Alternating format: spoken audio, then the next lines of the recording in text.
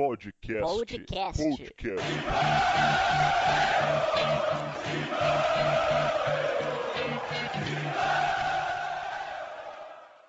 Boa noite, amigos. Bem-vindos ao Podcast Mão 145.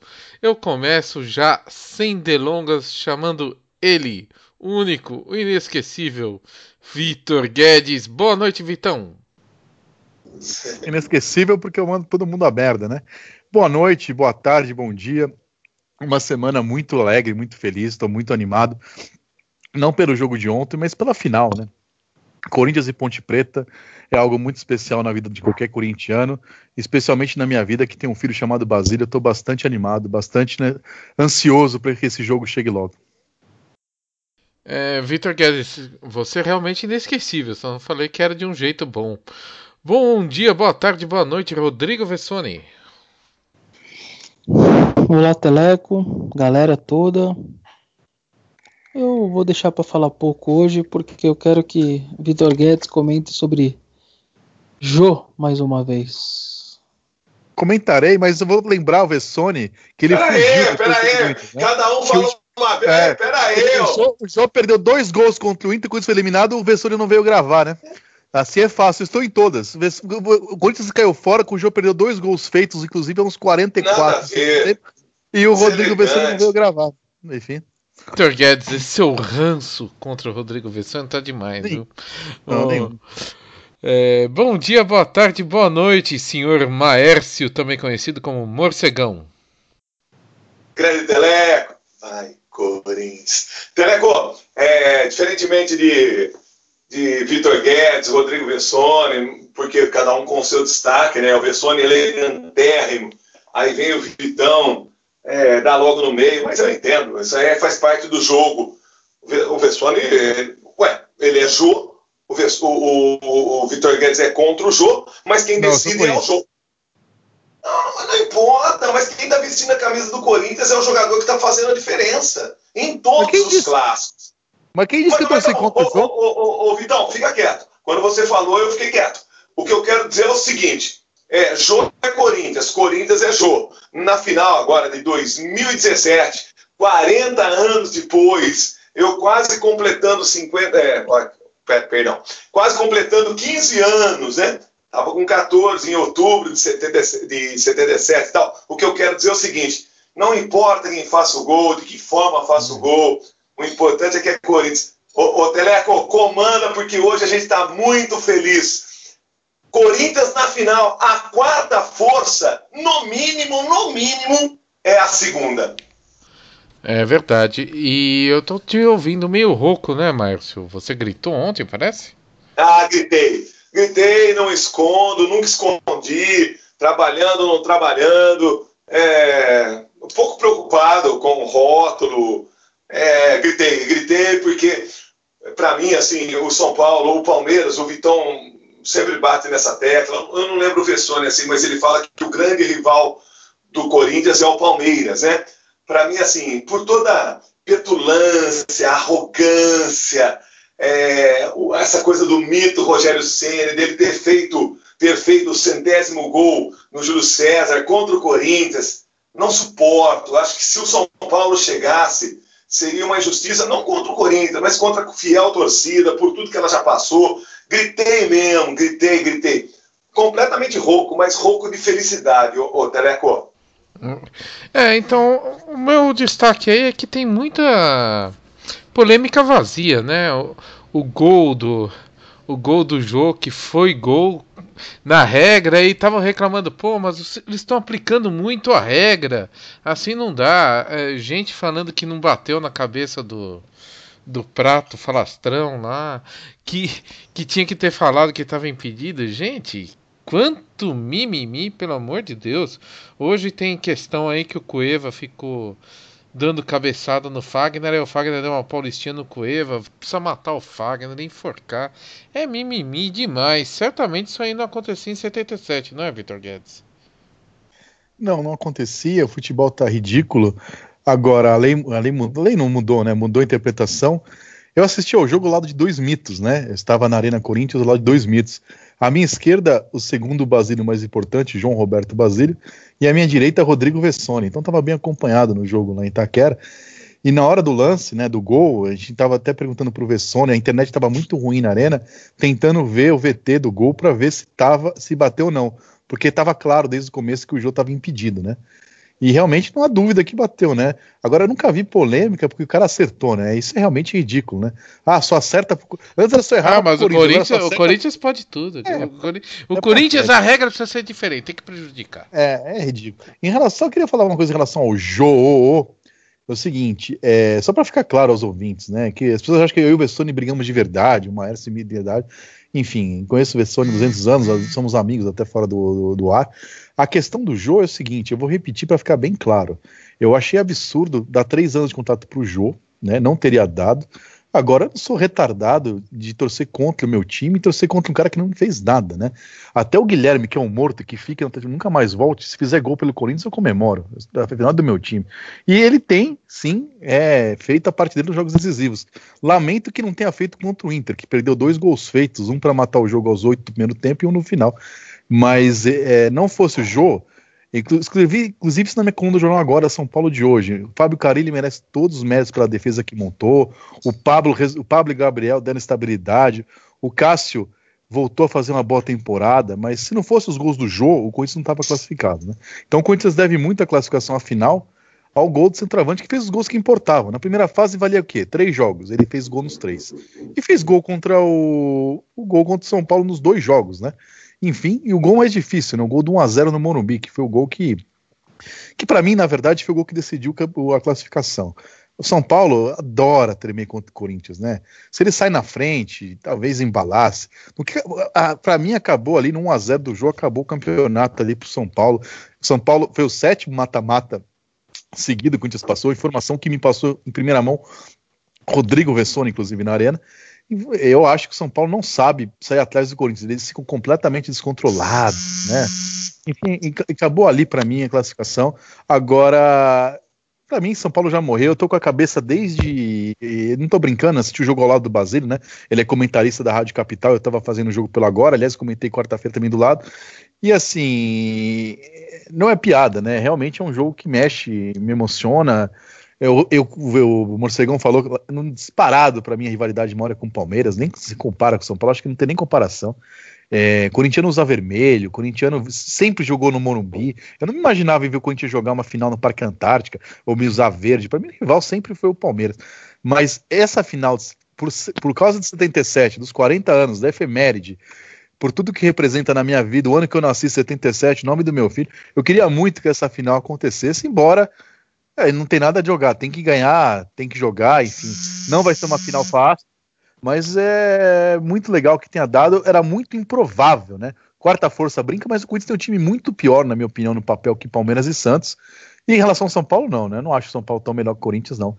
Então, para mim, os favoritos antes eram Palmeiras e Santos, e Ponte Preta era a quinta força mesmo, né? Então era uma final muito improvável. E os astros conspiraram, até o marketing do Corinthians aí, que deu a 77 pro Jadson, torcendo para não brigar com o Guilherme, e no final das contas deu tudo certo. Até a camisa branca, que quando vazou achei horrorosa, ontem na arena eu achei até bonita a camiseta. Enfim, tá dando tudo certo, já falei demais, antes que o Mário se molhou calar a boca, eu tô passando a bola. Um abraço. Não, Teleco, a participação do Vitão tá concretizada aqui, tá tudo legal. Um abraço, Vitão. Um abraço, boa noite. Ufa, ainda bem. Pelo menos a gente pode falar no resto do programa. Eu acho que a grande diferença Parabéns, Teleco! Desse campeonato paulista foi que jogaram os clássicos, né? Porque a gente teve muito clássico morno nas últimas 3 edições. Inclusive, no campeonato o Corinthians ganhou, não? O último em 2013. Muitos clássicos mornos, com times reservas, ou times jogando tipo assim... Só para encher raia, né? Só para matar o tempo. Mas a gente teve vários clássicos bem disputados nesse Paulista, que foi uma diferença. Não sei se foi exatamente por causa do calendário ou não. E, Rodrigo Vessone, eu gostaria de pedir sua opinião sobre isso. Se eles estão realmente mais disputados, é só minha impressão. E também, por que a gente não vai ter um camisa 8 na final, né? Eu gostaria muito, né, que desse a camisa 8 pro Romero, porque afinal poderia ser um gol do pé de Angel, mas não vai ter. Não é verdade? É isso mesmo, Teleco. Não vai ter a camisa 8 porque ela era do Marlone e como o Corinthians usa a, a numeração fixa, essa camisa 8 ela não faz parte hoje do elenco do Corinthians, né? Então vai se falar tanto de 77, vai se falar muito de Basílio, daquele gol, e o camisa 8 não vai poder fazer o gol, pelo menos simbólico ali. O jogador da camisa 8 ele não existe no elenco atual, a não ser que a diretoria, ali o departamento de futebol, repense ali, por ser esses 2 jogos decisivos, contra a Ponte, faça uma homenagem ali, alguma coisa ao Basílio e alguns dos jogadores troquem o número. Certamente o Jadson, agora que o Guilherme está indo embora, vai trocar o número. Fica a dúvida se o Jadson vai trocar, porque ele está homenageando 77 na camisa, e como é decisão contra a Ponte, acho que se fosse contra o Palmeiras, ele tiraria a 77 e colocaria a 10 contra o Palmeiras. A minha dúvida é se contra a Ponte ele vai fazer isso. Eu acho até que não. Mas ele vai retomar depois que acabar as finais do Paulista 10. Mas fica essa curiosidade da camisa 8, não vai estar em campo pelo Corinthians. Mas pode ou não, Vessone? Só uma coisa assim. Se o Corinthians quiser, ele pode em algum momento reivindicar isso ou não? Claro, é uma decisão do clube ter numeração fixa. Não é igual a Libertadores ou a Sul-Americana que você inscreve com aquele número e o cara tem que terminar com aquele número. Tanto que o Léo Jabá começou, se não me engano, com a 38, depois passou para ser o 37. Teve outro jogo, o Pedrinho começou com a 33, acho que foi, agora está com a 38. Então os meninos da base mudam muito, na verdade. Se chega uma contratação que o cara gosta de um número, sempre roda eles, que são os meninos da base que tem que trocar o tempo inteiro e tal. Então, assim, depende do clube. Uma decisão do clube, não tem numeração fixa de inscrição no Paulista, no Brasileiro, só tem nos campeonatos da Conmebol. Então fica aí a dúvida se o clube vai homenagear de alguma maneira aí o Basílio, até uma espécie de talismã, colocar alguém dentro de campo com essa camisa 8, não sei. Talvez o Michael que usa outra camiseta e aí usaria 8 por ser ali o volante, sei lá. E em relação ao São Paulo, o Vitão falou das 7 vitórias em mata-matas do Corinthians no século. Mais do que esse número, Vitor, tem um número que dentro desses 7 foram 13 jogos. E por que não foram 14? Porque a semifinal do Paulista de 2013 foi jogo único. Terminou 0-0 e o Corinthians ganhou nos pênaltis, aquele do Pato, etc. tal, que o Rogério se adiantou. Então, como foi jogo único, ao invés de ter 7 mata-matas e 14 jogos, foram 13. Dos 13 jogos, o São Paulo ganhou um só do Corinthians nesses 13 jogos e só ganhou um 2-1, que foi o da Copa do Brasil de 2002, e um 2-1 que na verdade não adiantou nada, porque no primeiro jogo foi 2-0 pro Corinthians, então o 2-1 foi um gol ali do Kaká no final do jogo, assim, já tomou um 2-1, mas já estava, o Corinthians estava classificado, já estava 40 e pouco. Então, na verdade, a única derrota de 13 mata-matas que o Corinthians, jogos de mata-mata o Corinthians teve com o São Paulo, mesmo assim ela não valeu de nada. Então, realmente é um retrospecto impressionante do Corinthians contra o São Paulo. E vocês destacaram em relação aos clássicos, que eu acho que é uma coisa muito legal. Como o jogo é contra a Ponte, afinal não tem mais clássico no Paulista, o Corinthians fecha o Campeonato Paulista com 5 clássicos e nenhuma derrota. Eu até tentei uma hora, eu ia levantar isso, depois eu passei esquecendo há quanto tempo o Corinthians não passava o Campeonato Paulista inteiro sem derrota, assim. Eu acho que faz um bom tempo que isso não acontece. Acho que é um número a ser destacado. 2015, assim. não? Não me lembro, Teleco. De verdade, teria que porque relembrar. 2015 saiu invicto, né? Não foi? Pode ser, tem razão. 2015 saiu invicto. 2009 foi campeão invicto, mas em 2015 saiu invicto. Poderia ser. Eu tava achando que poderia ser 2009, na verdade. Então, mas 2015 tem razão. Você saiu invicto, não foi campeão, mesmo saindo invicto.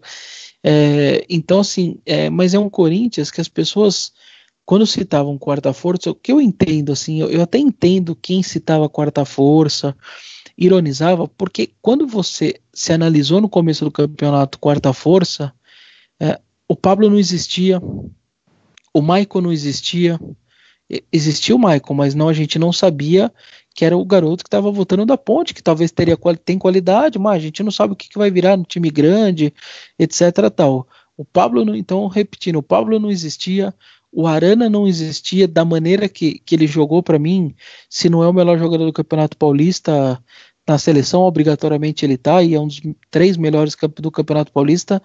Então o Arana não tinha se firmado, o Maicon também não tinha se firmado, o Jô não existia, o Jadson não tinha voltado para o clube, o Gabriel tinha sido contratado, mas até então ninguém sabia se poderia jogar bem ou não. Ou seja, quando as pessoas analisavam, a maioria das pessoas, não era esse Corinthians de hoje, foi um Corinthians que foi se encorpando. Então, de verdade, eu não ironizo quem pensava que o Corinthians era a quarta força. Você também, ô Vessônio, não? Eu acho que sim, de uma maneira ou de outra. A gente imaginava isso, porque um clube todo em reconstrução, depois de um 2016 muito complicado, Márcio, muito difícil, meio acabando em depressão, depois daquelas 2 vagas extras na Libertadores que você não consegue, aí você vê o Botafogo conseguindo. Então, de uma maneira ou de outra, você começa o ano de meio depressivo até, queira ou não queira. Eu posso comentar ou eu posso dormir âncora teleca? Não, pode, só para terminar. Então, eu vou concordar com você. Foi se construindo, entendeu? Assim, é legal que ele falou 47 minutos, mas ele não respondeu o que eu perguntei, né? Se os clássicos estavam mais disputados. Mas fala aí, Vitor Guedes, eu tô precisando tirar uma soneca, mais 15 minutinhos. Não, eu não entendi a indignação do elenco em relação a esse negócio de quarta força, porque primeiro que eu acho que isso é um elogio. Porque assim, se você é o melhor time, você tem a obrigação de vencer. E o Corinthians, na minha opinião, eu não sei, mesmo com essas chegadas que o Vessone citou, o time do Corinthians é muito mais fraco que do Palmeiras e Santos. Se eu fosse treinador de futebol e pudesse escolher o elenco que eu queria trabalhar, eu preferia primeiro o Palmeiras, depois do Santos, antes do Corinthians, né? O Gabriel citado, que é um bom volante, não tinha espaço no Palmeiras, né? O Rodriguinho, que foi o melhor jogador do Corinthians no segundo semestre passado e faz uma boa temporada, também não jogaria no Palmeiras, jogaria? Ele é mais jogador que o Lucas Lima, que o Cueva. O Prato, o Borja, quanto custaram? Quanto custou o Jô, né? Enfim, o Guilherme Arana, para mim, é disparado pela lateral esquerda do campeonato. Vitor Guedes, você tem tantos anos de futebol. Você já viu algum time ganhar só no papel? Não tem, cara. Não, mas enfim. Mas tem, é o papel do treinador, não da força, né? Mas e o treinador, é o time, a camisa é pesada demais, Vitor Guedes. Sim, mas aí não é o elenco, né? Não é o elenco. Enfim, e o treinador, diga-se de passagem, o treinador que não era a primeira opção dessa diretoria, porque ele estava lá, saiu com o Oswaldo, Cristóvão e ficou, porque tem diretor que não sabe nem quem era o técnico campeão da Libertadores pelo Nacional, enfim, não tinha outro, ficou, não foi por convicção, embora, acho que foi unânime aqui no podcast Mão, se eu não me engano, foi unânime, todo mundo concordou que era a melhor opção o Carille, né? Acho que ninguém discordou à época, mas não foi a primeira opção da diretoria. Não foi a melhor opção da diretoria. Não, tô falando, dentro do que tinha, eu acho que o Rueda poderia ser bom, mas ele sairia caro. Não, mas o Corinthians não passou apuro com o Brusque, não ganhou de um gol do Botafogo de Ribeirão Preto. O time do Corinthians, para ganhar da Ponte Preta, tem que entender que é um time fraco, um time que tem que se matar em campo, um time que tem que ter raça.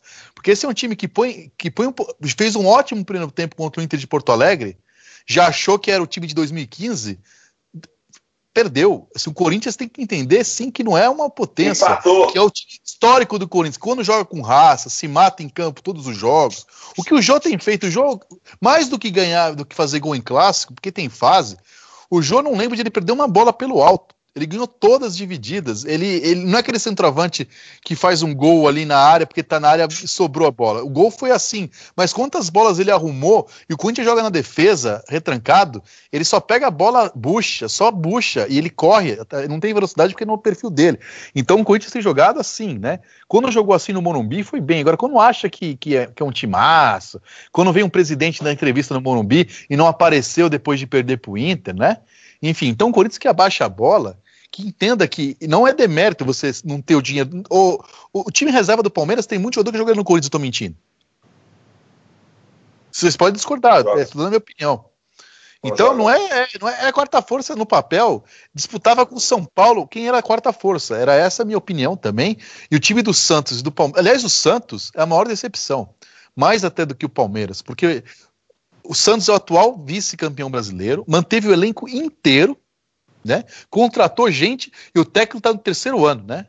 Então, se tinha um time que tinha trabalho de 2 anos, continuidade, elenco, era e o Corinthians ganhou do Santos de 1-0, ganhou do São Paulo. O Corinthians fez mais do que eu esperava no campo, mas ainda assim ganhou do Botafogo por 1 gol, do Brusque dos pênaltis, foi eliminado por um time de segunda divisão na Copa do Brasil.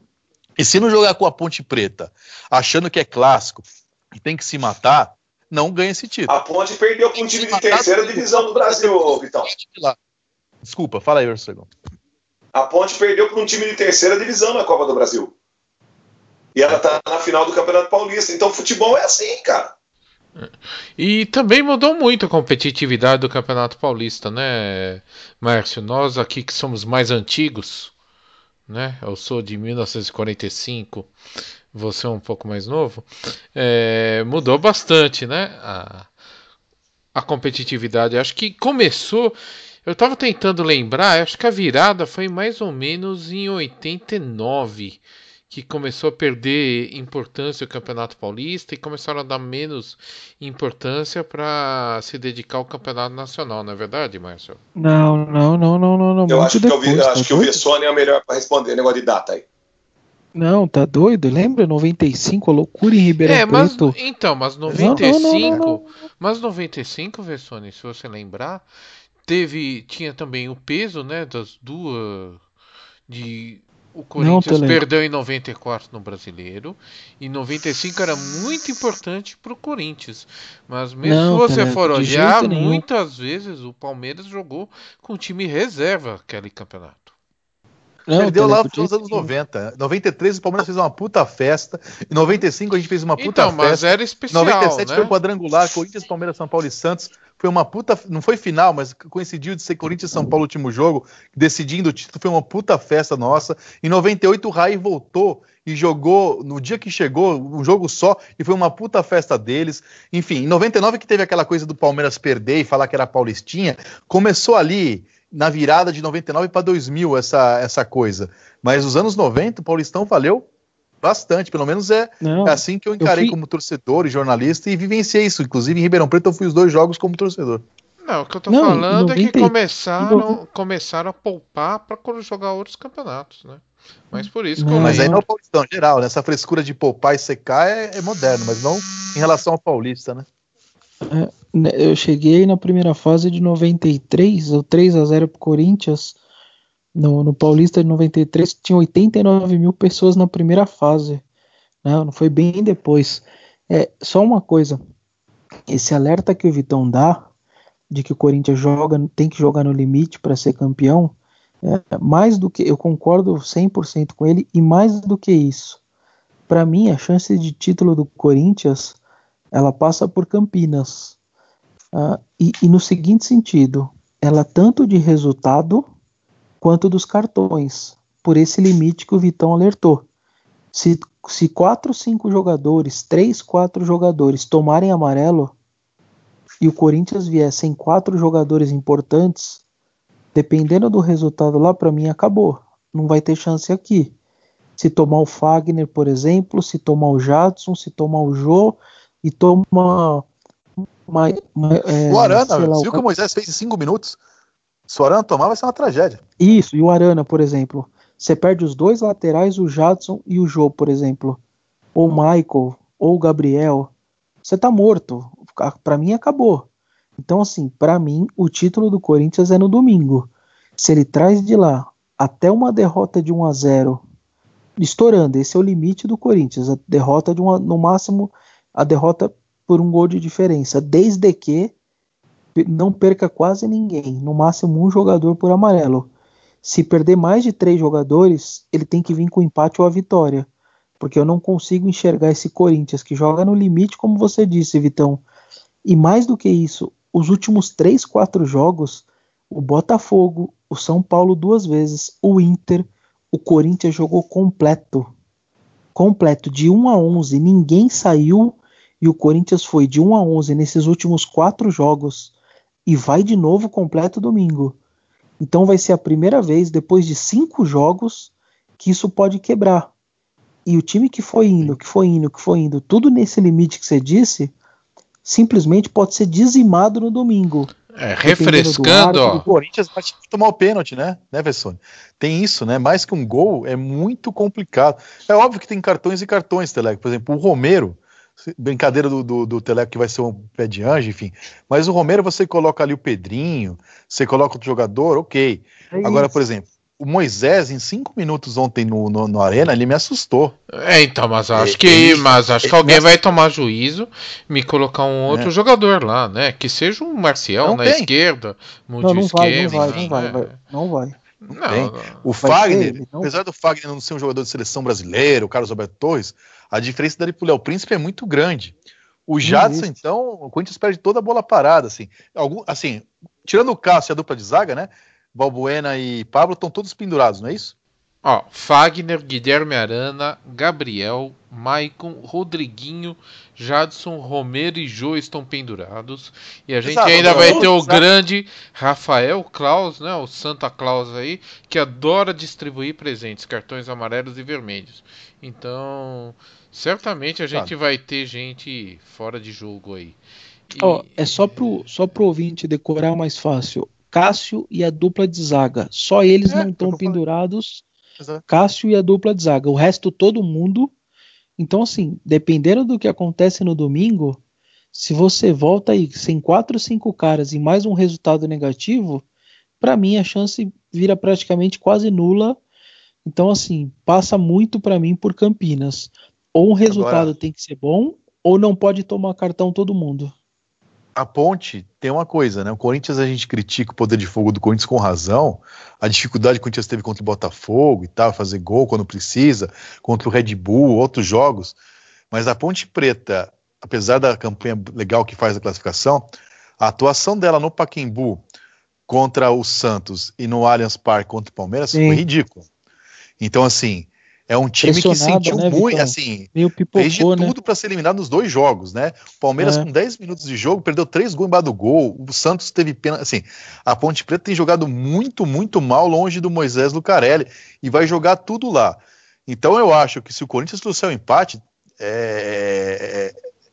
assim, o Corinthians tem essa questão de decidir em Itaquera, de não ter ganho de Itaquera ainda, o pênalti que é traumático, e o Corinthians além de tudo bate muito mal o pênalti, né? Então, assim, Ponte Preta não é que o Corinthians é campeão, mas se o Corinthians trazer de Campinas um empate que seja, não perde Itaquera de nenhum. Desde que não perca os caras. Se você perder 4, 5 que a gente tá falando, mesmo com empate, complica, Vitão. Futebol. Desculpa. O Vitão falou tanto que ele engasgou com as palavras. Telex, só uma coisinha assim, na linha do Vessone, do Vitão, negócio de Campinas, que a gente, claro, a ênfase é o Corinthians, mas desde hoje, ou desde sábado à noite já, quando a delegação da Ponte foi recebida em Campinas, chegou por volta de 11 da noite, meia-noite, o Moisés Lucarelli, o majestoso, estava lotado, o ônibus fez questão de passar de ir ali com os jogadores, a confraternização da torcida com os jogadores.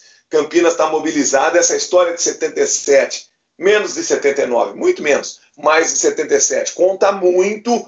Então, quer dizer, há uma mobilização da torcida da Ponte, dos próprios jogadores, a história de 77 será falada durante toda a semana. Então, quer dizer, a gente olha pelo ângulo do Corinthians, como disse o Vessone, o próprio Vitão, então, esses caras todos com cartões, exceto o Cássio e os 2 zagueiros, o Balbuena e o Pablo, há um cuidado de não tomar mais de um gol. Acho até que com um gol o Corinthians consegue reverter em Itaquera, lá na Arena Corinthians. Agora, vai ser um jogo daqueles fantásticos, o Vitão tem razão, será falado muito de Basílio, muito da história do Corinthians. Só que assim, cuidado com a Ponte num todo. O que a Ponte está fazendo, e não é para ser diferente, né, em função da chegada na disputa de um título, muito diferente do que aconteceu num título. Aí o Vessone me ajuda aí com data aí agora recente, aí o Palmeiras ganhou o título lá dentro do Palestra contra a Macaca, mas vai ser muito diferente essa Ponte Preta. Mas o Corinthians, ele é diferente nisso. De repente ele arruma um grande jogo lá na cidade de Campinas e vem jogar na arena com tranquilidade. Agora, será uma final dos sonhos, não tenho dúvida disso. E só um detalhe nesse. Teleco, só um detalhe nesse alerta do Márcio. Existe uma diferença, né, clara, e que eu acho que também pode pesar a favor do Corinthians. Esse negócio da Ponte nunca ter sido campeã, vão ser 2 semanas martelando isso na cabeça dos caras. Eu falei até com o Felipe Bastos no vestiário do Corinthians, e o Felipe foi vice-campeão pela Sul-Americana em 2013 contra o Lanús, pela Ponte. E ele contou um pouco como que era isso, essa pressão interna lá de vai ser o primeiro título, e ele falou, não foi fácil administrar isso, eles vão passar por isso de novo. E o Corinthians, em contrapartida, é um dos times mais vitoriosos desse século, tem 9 títulos nos últimos 9 anos, então tem uma casca vencedora aí que eu acho que pode, de uma maneira ou de outra, facilitar. Eu sei que os jogadores mudaram e etc., mas eu acho que de uma maneira ou de outra isso pode facilitar na hora da decisão, porque a pressão realmente também do outro lado é gigantesca. Márcio Ramos, eu gostaria que você falasse aí, né, como foi a interação dos nossos ouvintes com o Danilo no evento da última quinta-feira aí dos apoiadores. Foi muito legal.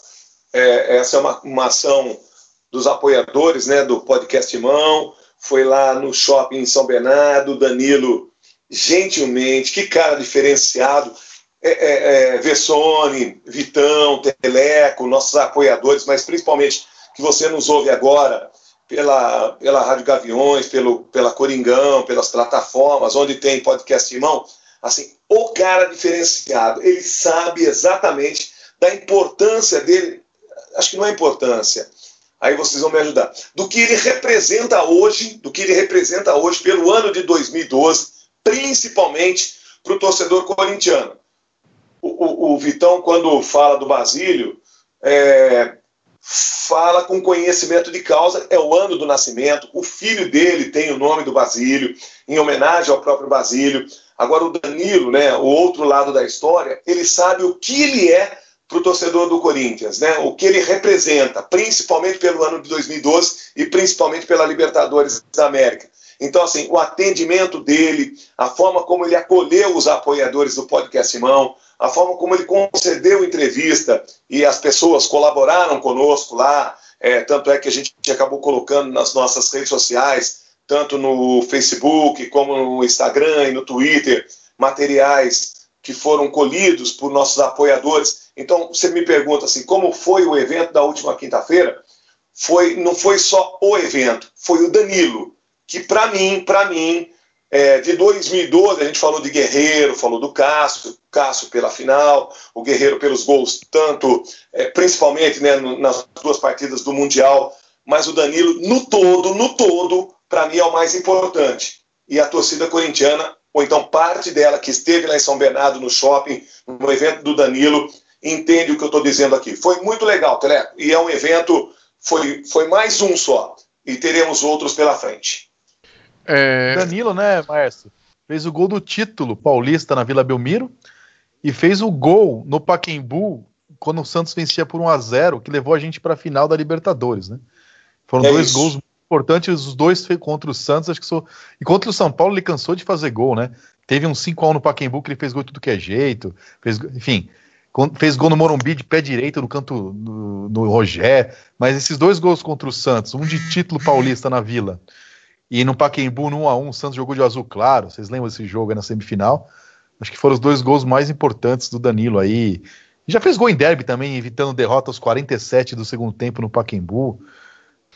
Danilo talvez seja um dos jogadores que não jogaram na seleção brasileira mais importantes da história. Mas ele disse que vai jogar até os 40 anos, né? Acho que aí não no Corinthians, né, gente? Acho que esse ano aqui já tava bom, né? Ele voltando esse ano já tá legal, né? Mas ele sabe disso. E aí porque ele não quer nada depois do futebol, né? Essa coisa de ser gerente, técnico e tal. Se ele vai jogar até 40 anos, eu não sei. Mas eu acho que até o fim desse ano ele ainda vai honrar a camisa do Corinthians em algumas partidas. E a gente também, como corintiano, vai se sentir honrado por isso.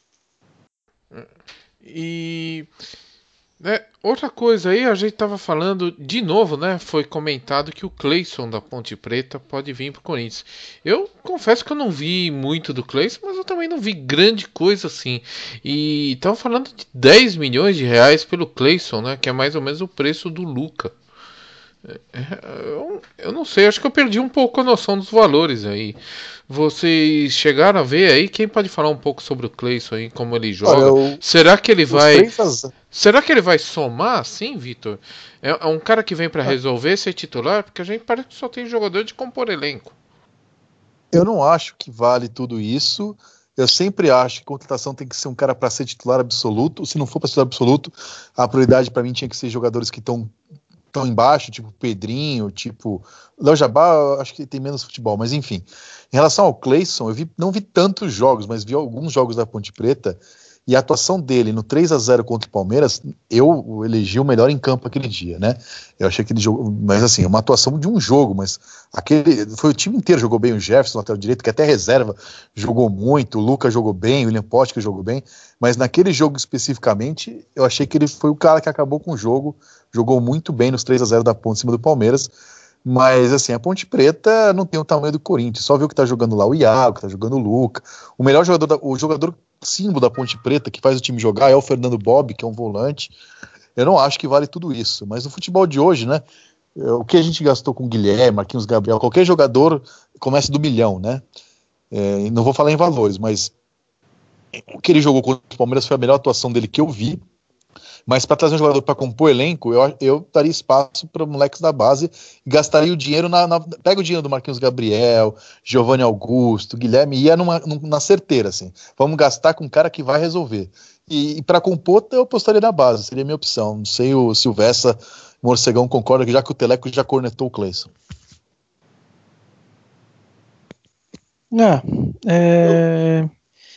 Falando com o pessoal lá do Corinthians, eles veem o Cleison como alguém muito tático, assim. Como alguém, esquece, é um atacante de velocidade, driblador, não é nada disso. Eles enxergam ele como um jogador jovem, né, tem 22 anos, de muita técnica, mas muito tático, assim, que alguém que colaboraria muito com o time, em recomposição, na linha de 4 ofensiva. Aí eu até perguntei, mais ou menos um Jorge Henrique, assim, ele falou, pode ser, é nesse sentido, de um jogador que entende o que o treinador pede e executa aquilo que o treinador pede. Então, eu achei interessante aí uma análise que foi feita interna lá dos caras. O Romero não é esse jogador também, ô professor? Desculpa, Teleco. Não, é mais tático que o Romero?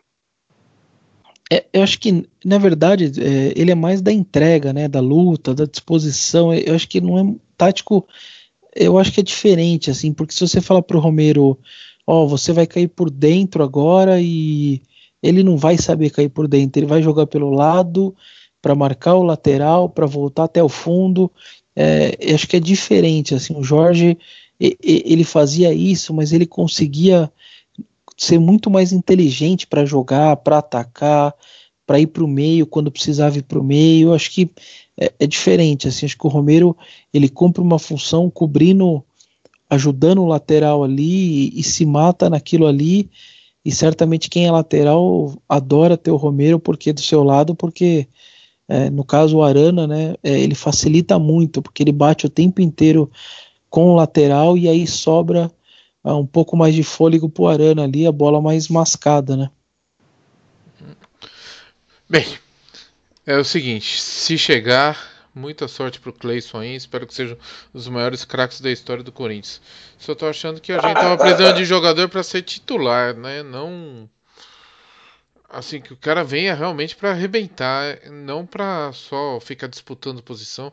Faz bastante tempo que a gente não tem um jogador assim. Não tô falando que precisa sair comprando aí um jogador que vai ganhar 1 milhão por mês, mesmo porque tem vários jogadores ganhando fortunas no futebol brasileiro que não estão resolvendo. Mas mais um jogador aí para testar, apostar, fico meio na dúvida aí. Espero que com esse aí dê certo. Bem, mais uma vez aí a gente tem pela primeira vez no ano, por incrível que pareça, o Corinthians vai ter uma semana inteira de treinos. Quem sabe eles possam arrumar esse problema dos passes que tem melhorado um pouco, mas ainda está longe do ideal. E também tem essa questão aí da maturidade aí do time, né? É lógico que o time está em formação, o time está muito melhor do que teve em 2016, especialmente depois da terra arrasada de Cristóvão e Oswaldo. Acho que eles não fizeram nada que foi aproveitável na passagem deles. Não sobrou nada para o Carille. Ele teve que começar do zero. Mas ainda falta algumas coisas aí, né? Maturidade para segurar o resultado, porque o Corinthians joga muito por uma bola, mas aí tudo bem. Se vem essa bola, tem que marcar, né? Não pode perder e também não pode dar tanta sopa para azar. Exemplo foi no jogo desse domingo aí, que tomou aquele gol do Prato lá. O São Paulo não estava fazendo grandes coisas, até apertava, mas sem muita organização, acabou tomando o empate. E eu não sei, agora foi a minha vez de falar demais. Vocês têm mais algum tema que vocês gostariam de abordar? Ou gostariam já de fechar este programa aí? Vamos fazer como o Corinthians, treinar bem para quinta-feira estarmos afinados nos palpites. Acho que é isso. Fala, Vitão. Só agradecer. Palpite quinta-feira. Desculpa, Vessone, é porque o Vitão gosta de falar e eu fico preocupado que ele não deixa a gente falar. Desculpa. Eu falo só Não, aqui, mas é porque no meu programa lá na faculdade eu deixo vocês gravarem áudio. Pra mim, então vocês falam lá, eu falo aqui, entendeu? Próximo áudio do mais programa. Próximo áudio do seu programa da faculdade, vou mandar 26 minutos. Você vai ver, Vitão. Senhores, então, vamos lá. Maércio Ramos, seu destaque final e o boa noite, por favor. Mandar um grande beijo para Andréia Mantovani. Andréia Mantovani, eu brinco muito com ela, ela briga muito comigo, essa briga entre aspas, a gente se tornou amigo nas redes sociais, tal, muito por conta desse cidadão chamado Vitor Guedes, né, que é uma fera, mas fala demais, mas faz parte do jogo, a gente tem que aceitar, é um dos bons aí que a gente tem no meio e a gente vai tocar essa bola. Com relação à semana cheia, trabalhe muito, Corinthians, mas trabalhe pensando, esqueça Luca, esqueça Cleison, lembra aí, Vitão, e Vessone, mais alguns da ponte Iago. aí. Puxa. Iago, Jefferson, Fernando Bob. Esquece tudo isso aí. Pense em William Potker. William Potker não jogando, a ponte não existe. A ponte é um simples time comum. É só o William Potker. É o único cara que faz uma diferença. O Aranha, como todo goleiro, é bom, mas falha. E aí o resto a gente vai administrar. Eu acho que o Corinthians tem uma grande chance de, em Campinas, sair com um bom resultado para decidir em Itaquera e ficar com o título do Paulistão de 2017. É o que eu quero, claro. Abraço, Teleco, Vessone, Vitão. Abraço para todo mundo aí. Tô batendo asa! Rodrigo Vessone, seu destaque final, por favor, faça menos do que 15 minutos. Meu destaque é só dar um abraço em todo mundo e dizer que, ao contrário do Maércio, eu acho que quem faz o time da Ponte jogar é o Fernando Bob. Ele é o cara a ser marcado, é de trás que sai a bola, é ele que dá o ritmo do jogo. Ele não joga bem onde ele for, no Inter, para onde ele vai ele não joga bem, mas na Ponte ele joga muito bem. Eu acho que ele é o cara que tem que ficar todo mundo esperto. Abraço a todos. Vitor Guedes. Meu destaque final é um abraço para todo mundo também, uma semana de muita expectativa. E eu acho que o Corinthians podia surpreender e tacar um pouquinho a Ponte Preta, porque tô no Vessone que o William Fernando Bob é o melhor jogador, mas eu acho que o Aranha é o ponto falho da Ponte Preta. Ele falha com muita frequência, tem dificuldade na saída do gol. Deu uma resposta idiota e homofóbica numa entrevista, mas tá acima do peso. Então, se cruzar a bola na área, chutar de fora da área, vai fazer gol na Ponte Preta. Se for um pouquinho diferente, estão esperando o Corinthians todo atrás se defendendo. Se surpreender a Ponte, pode ser o caminho. Vai dar boa noite, pessoal? Não. Você não gostou da Boa turma? noite, Brigou? boa noite a todos. Quando você não está, vai Corinthians, mas quando você está, vai Corinthians é por sua conta. Bem, amigos, muito obrigado a todos, especialmente aos apoiadores que fazem esse programa continuar, né? E a gente vai sempre tentar fazer um programa melhor e fazer eventos legais aí para todos os apoiadores. Um abraço a todos e vai, Corinthians! Podcast.